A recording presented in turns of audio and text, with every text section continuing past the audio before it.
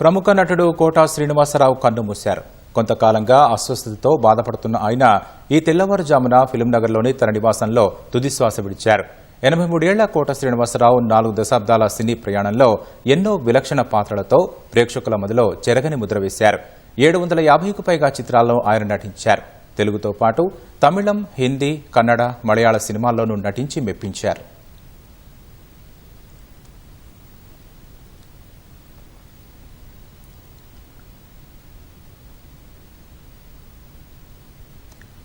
కోట్లాది మంది ప్రజల గుండెల్లో స్థానం సంపాదించుకున్న గొప్ప నటుడు. కంటి చూపుతో భయపెట్టగలడు. అదే చూపులతో నవ్వులు పూయించనుగలడు. కథానాయకుల ఆత్మీయుడు. కథానాయకుల ముద్దుల తండ్రి. నటనలో ఆయనకు ఆయనే సాటి.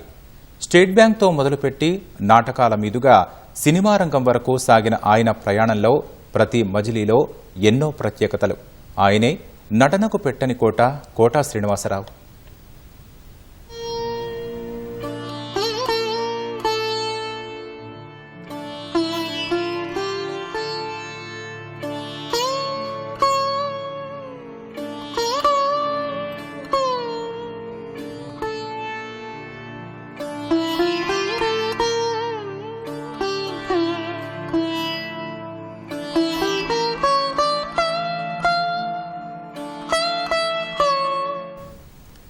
క్షణాల్లో మారిపోయే హావభావాలు, ఎక్కడికక్కడ కట్టిపడేసే మాటల మాయాజాల, చూపులైతే పాత్రను బట్టి పక్కకు జరిగిపోతాయి.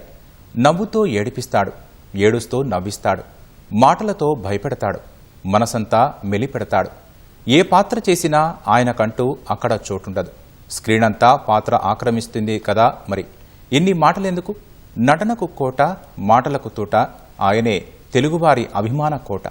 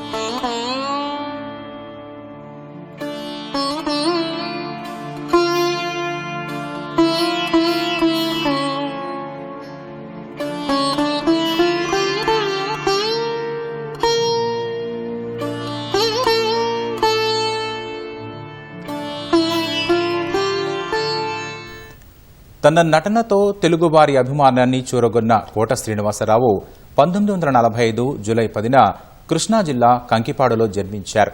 10వ తరగతి తర్వాత విజయవాడ ఎస్ఆర్ఆర్ కాలేజీలో ఇంటర్లో చేరారు.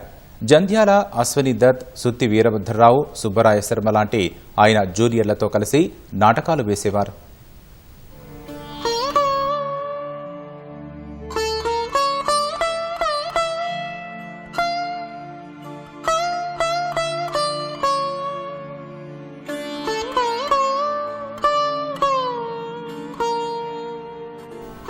తండ్రి వృత్తిరీత్యా డాక్టరు.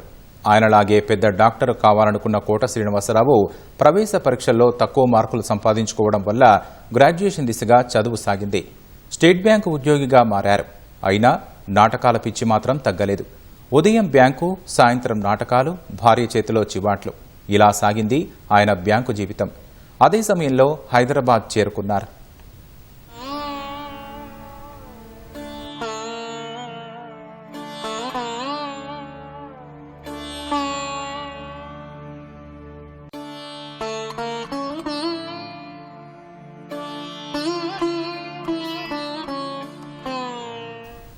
రాళ్లపల్లి నూతన్ ప్రసాద్, పరుచూరి గోపాలకృష్ణ, పిఎల్ నారాయణ ఒకరా ఇద్దరా దాదాపు 70 మంది మహానటులు అప్పట్లో హైదరాబాద్లో ఉండి నాటకాలు వేసేవారు. వారితో కోట కూడా చేరారు. ప్రేక్షక ఆదరణ సైతం అదే స్థాయిలో ఉండేది. అలాంటి సమయంలో దూరదర్శన్ తెలుగు ప్రసారాలు ప్రారంభమయ్యాయి. వ్యవసాయం, పరిసరాల పరిశుభ్రత, వయోజన విద్య, శిశు వైద్యం లాంటి అంశాల మీద టీవీలో స్కిట్స్ చేసేవారు. వాటితో కోట లాంటి ఎంతో మంది పెద్ద స్టార్స్ గా మారారు.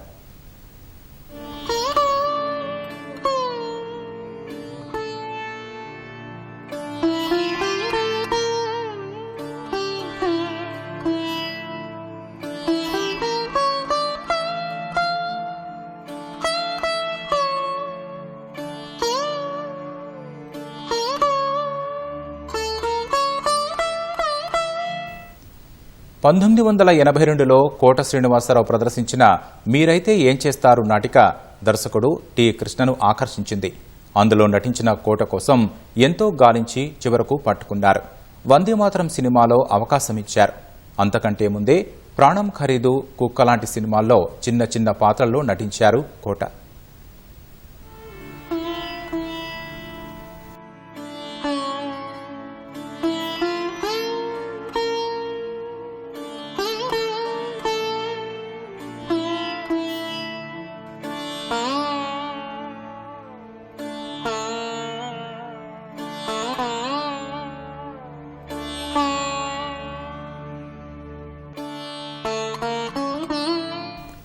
అమరజీవి, బాబాయ్ అబ్బాయి, మా ఊరి దేవత లాంటి చిత్రాల్లో ఎన్నో చిన్న పాత్రలు చేసినా అవన్నీ కోట శ్రీనివాసరావు నటనకు, స్థాయికి తగిన పాత్రలు కావు.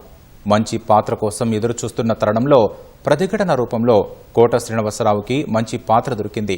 టి కృష్ణ తెరకెక్కించిన ఈ చిత్రంలో స్క్రిప్టు దశలో ఉన్న చిన్న పాత్రను తర్వాత పెద్ద పాత్రగా మార్చారు. వచ్చిన అవకాశాన్ని సద్వినియోగం చేసుకుని నటించారు.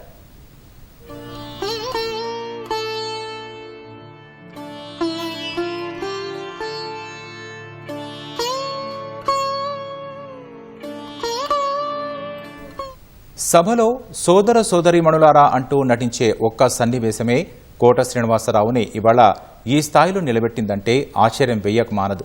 అందులో తనదైన శైలిలో తెలంగాణ యాసలో పలికిన డైలాగులు టి కృష్ణకు నచ్చడం వల్ల ప్రతిఘటనలో ఆయన పాత్ర నిడివి మరింత పెంచారు. అదే ఆయనకు కలిసొచ్చింది. అలా కోట శ్రీనివాసరావు స్టార్గా మారారు.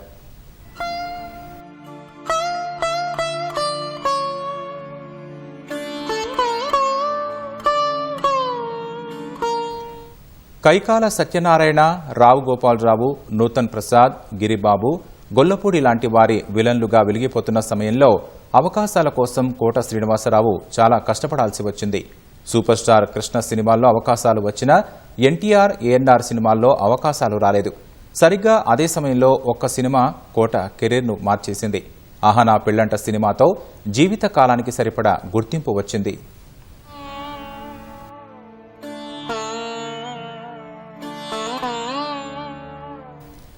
ఆహనా పెళ్లంటలో పిసినారి లక్ష్మీపతి పాత్రకు ప్రాణం పోశారు కోట శ్రీనివాసరావు. తొలుత ఆ పాత్రకు ఎవ్వరెవరినో అనుకున్న జంధ్యాల పట్టుబట్టి మరీ కోట శ్రీనివాసరావుకు ఆ అవకాశం ఇప్పించారు. ఆ సినిమా లేకుంటే ఇవాళ వెండితెర ఓ పెద్ద విలన్ని, అంతకు మించి నటుణ్ణి కోల్పోయేదేమో. ఆహనా పెళ్లంట తర్వాత జంధ్యాల తెరకెక్కించిన ఎన్నో సినిమాల్లో హాస్య పాత్రలతో నవ్వుల పువ్వులు పూయించారు కోట.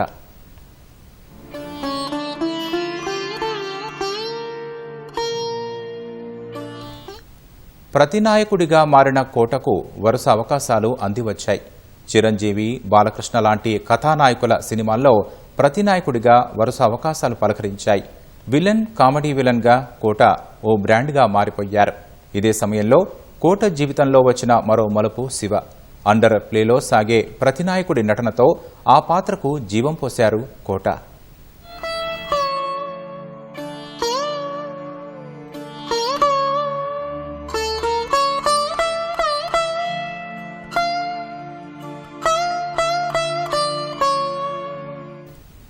రౌడీ అల్లుడు, రెండిళ్ల పూజారి, గాయం, అక్కమొగుడు, శత్రువు, గణేష్, ఆమె లాంటి చిత్రాల్లో ప్రతినాయకుడిగా గుర్తుండిపోయే పాత్రలు చేశారు.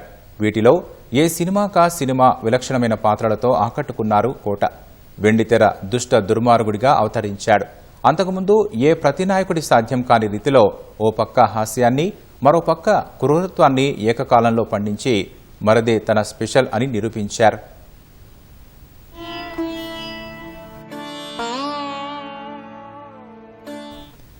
వరుస ప్రతినాయక పాత్రలతో దూసుకుపోతున్న కోట కెరీర్లో ఎన్నో కరుణ రసాత్మక పాత్రలు కూడా ఉన్నాయి. ఇంట్లో ఇల్లాలు, వంటింట్లో ప్రియురాలు, ఆడవారి మాటలకు అర్ధారు వేరుడే, ఇడియట్, బొమ్మరిల్లు, కృష్ణం వందే జగద్గురం, ఖలేజా, బృందావనం, దమ్ము లాంటి సినిమాల్లో తనదైన ప్రత్యేక పాత్రలకు జీవం పోశారు. ఒక ప్రతినాయకుడిగా ఎలాంటి ముద్ర వేశారో క్యారెక్టర్ నటుడిగా అంతే ఆకట్టుకున్నారు.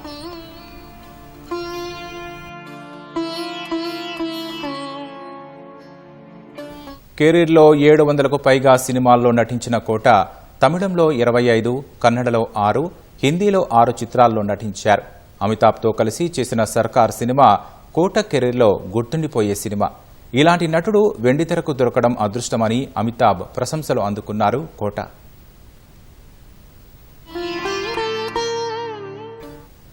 కోట శ్రీనివాసరావు నటనకు ఎన్నో పురస్కారాలు దాసోహమయ్యాయి.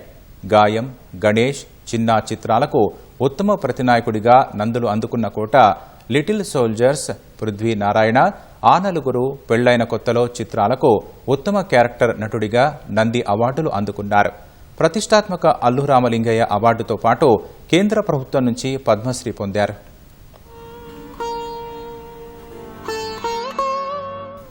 తెలుగునాట ఎక్కడి యాసైనా సరే తన పాత్రకు జీవం పోసే విధంగా కోట వాడుకునేవారు. అదే తనకు ఎన్ని పాత్రలు చేసినా ఎప్పటికీ పాతబడని కొత్తదనాన్ని ఇచ్చిందని చెబుతుంటారు. అందుకే కోట అంటే ఓ ప్రాంతానికి చెందినవాడు కాదు, ఓ పాత్రకు చెందినవాడు కాదు. అన్ని యాసలు ఆయనవే, అన్ని పాత్రలు ఆయనవే.